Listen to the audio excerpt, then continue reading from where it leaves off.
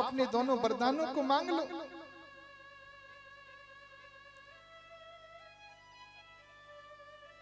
कैकेयी आज अपने महलों से कोप भवन में चली जाती है। जो वस्त्र थे, साड़ी श्रृंगार थे, उतार करके काले वस्त्रों को पहन करके और कोप भवन में पहुंच जाती है।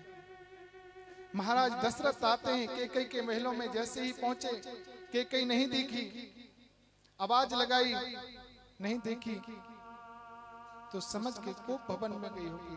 आज महाराज दशरथ कोप भवन में पहुंचते हैं, अंधेरे में कैकेयी बैठी हुई है, बाल बिखराए हुए हैं।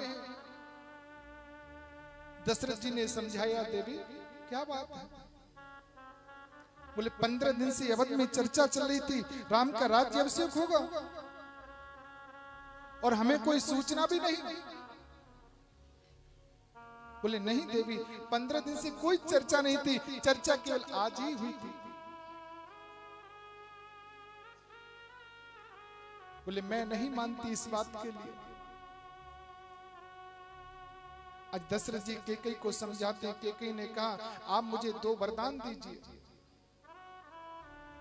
पहला वरदान तो भरत को राजगद्दी मिले। दशरथ जी ने कहा, ये तो बड़ी प्रसन्नता की बात है। राम तो कहता था मुझे राजा नहीं बनना, मुझे गद्दी पर नहीं बैठना। राम तो खुद चाहता, राम नहीं बैठेगा, भरत को बिठा देंगे गद्दी पर। बोले दूसरा वरदान, राम को वनवास। इतना कहा, दशरथ जी तो धड़ाम से ना जमीन पर गिर गए। बोले तेरी अकल तो ठीक है, तेरी बुद्धि तो ठीक है, तू क्या मांग रही है? तू होश में तो है? कैकेयी ने कहा, महाराज मैं बिल्कुल होश में हूं, मेरी बुद्धि बिल्कुल ठीक है। ये आपने जो वचन दिए थे कि 2 वरदान, मैंने कहा था समय आने पर मांगूंगी, आज वो समय आ गया है। और आपके तो क्षत्रिय कुल की मर्यादा है, रघुकुल रीति सदा चली आई, प्राण जाए पर बचन न जाई। बंधु राम जी सबसे पहले महलों में जब जाते थे ना, तो माता कैकेयी के महलों में जाते थे। राम जी माता कैकेयी के महलों में जैसे ही पहुंचे, पिताजी जमीन पर पड़े हुए हैं, कैकेयी बैठी हुई है। राम जी ने कहा, मां क्या बात है, पिताजी की तबीयत तो ठीक है? कहा, बेटा पिताजी की तबीयत तो ठीक है, मैंने 2 वरदान मांगे थे, वो मांग लिए हैं, तो इसलिए इस तरह से हो रहे हैं। बोले मां कौन से वरदान मांगे आपने? बोले पहला वरदान तो है कि भरत को राजगद्दी मिले, दूसरा वरदान यह है कि राम वन को जाए। राम जी ने कहा, मां तो इसमें कौन सी वो बात है, मैं वन चला जाऊंगा। अब देखिए, जिस बच्चे को गद्दी मिलने वाली हो, न तो उसको खुशी थी कि मैं राजा बनने वाला हूं, आज बन जाने का नंबर आ गया, तो जब भी कोई दुख नहीं है। ऐसा है राम, धर्म के विग्रहवान है राम, न खुशी है न दुख है।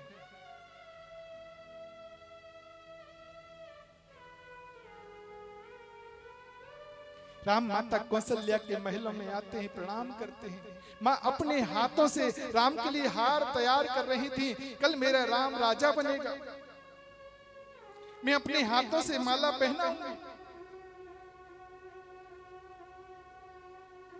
बोले राम, मैं तेरे लिए माला बना रही थी, तेरा इंतजार कर रही थी, देख ये माला तुझे कैसी लगेगी? अब राम कैसे कहे मां? राम ने कहा, मां पिताजी से 2 वरदान छोटी माता ने मांगे।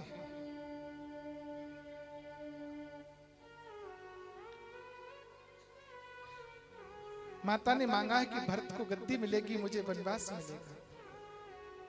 और मां तुम चिंता न करो, दुख न करो, मुझे कोई कष्ट नहीं, कोई परेशानी नहीं। कौशल्या के हाथ से तो माला ही छूट पड़ी।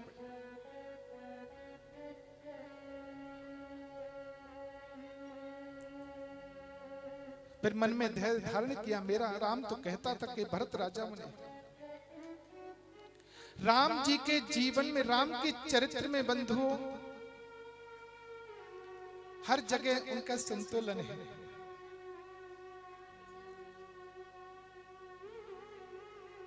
बलखल वस्त्रों को पहन करके राम लक्ष्मण सीता वन को जा रहे हैं। जब वन में पहुंचते हैं, सुमित्र जी को भेजते हैं दशरथ जी, बोले जाओ आप राम को वापस लौटा करके लाओ, 2-4 दिन वन में घुमा करके वापस ले आना। लेकिन राम सबको सोते ही छोड़ करके चले जाते हैं। प्रातः काल सुमित्र जी अकेले आते हैं। दशरथ जी कहते हैं राम कहाँ है, मेरा राम कहाँ है? उन्होंने कहा महाराज मैं राम को वापस नहीं ला पाया। इतना सुना महाराज, राम को वापस नहीं ला पाया कि राम राम कह, राम कह, राम राम कह, राम राम राम कहते कहते और दशरथ जी ने अपने प्राणों को त्याग दिया।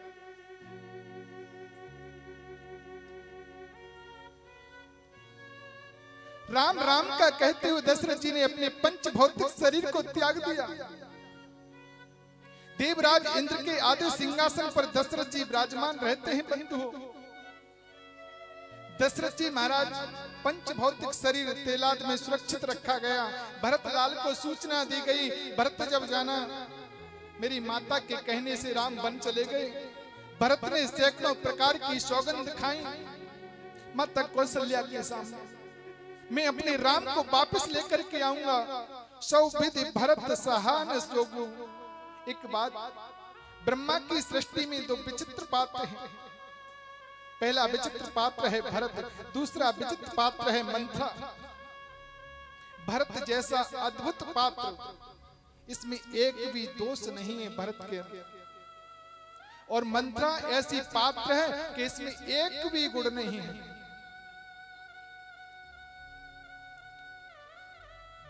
सब दुर्गुण ही भरे हुए मंथरा के अंदर। लेकिन भरत लाश के बावजूद भी राम को अवध नहीं लौटा पाए।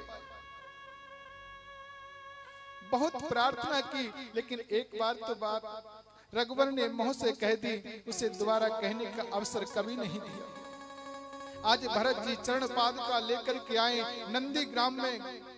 अवध से बाहर जमीन के नीचे गुफा में भरत जी वास करते हैं।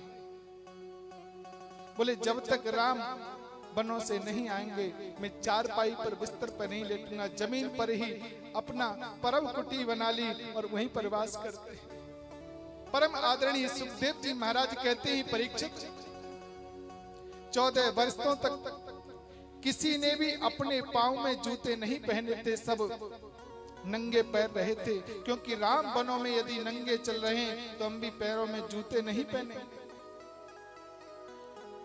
जो लकड़ी की चरण पादुका थी उन्हें भी भरत ले आए। 14 वर्ष तक अयोध्या में किसी ने भी अपने घर में दीपक नहीं जलाया।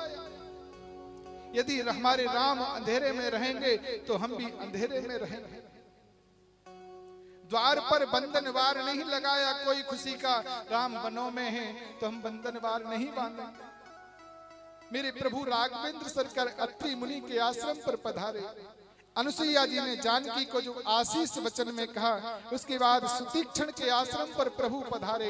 ये अगस्त मुनि के शिष्य हैं सुतीक्षण। अगस्त मुनि बड़े प्रसन्न हुए, इनको शिष्य बना करके, और कहा कि गुरु दक्षिणा में देना चाहता हूं। सुतीक्षण महाराज ने बोले गुरु दक्षिणा में आपको क्या चाहिए? तो अगस्त मुनि ने कहा, बेटा मुझे राम के दर्शन करा देना, यही मेरी दक्षिणा है। आज सुतीक्षण महाराज अगस्त मुनि के आश्रम पर मेरे राघवेंद्र सरकार को लेकर के जाते हैं। रघुवर पंचवटी पर आ गए। श्री राम जी का पदार्पण पंचवटी पर हुआ। सज्जनों, बड़ी पावन पंचवटी की भूमि है, जहां सुंदर वृक्ष हैं। लक्ष्मण जी ने वहाँ पर्णकुटी बनाई है। राम जी उस पर्णकुटी में परित के साथ वास करते हैं। उसी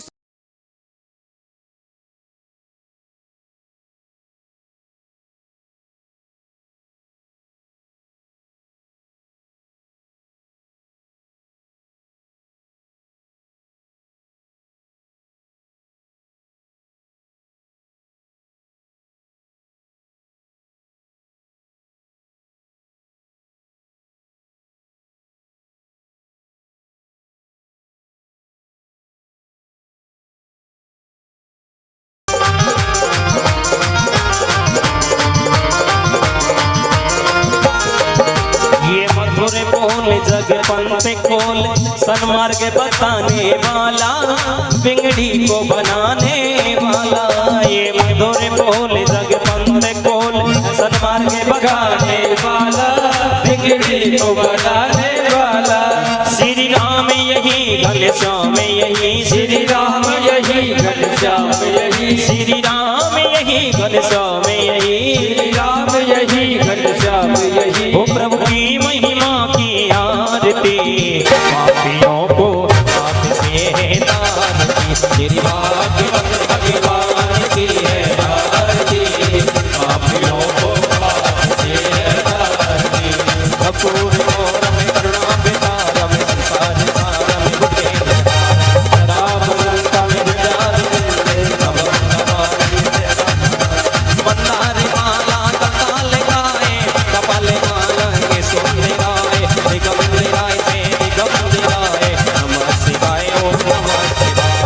तुम्हें पे माता से पिता तुम्हें बा, तुम्हें पे परिलोक से सता तुम्हें बा, तुम्हें पे वेद्या सर्वम तुम्हें बा, तुम्हें पे सर्वम वंदे पे देवा, तुम्हें पे सर्वम मम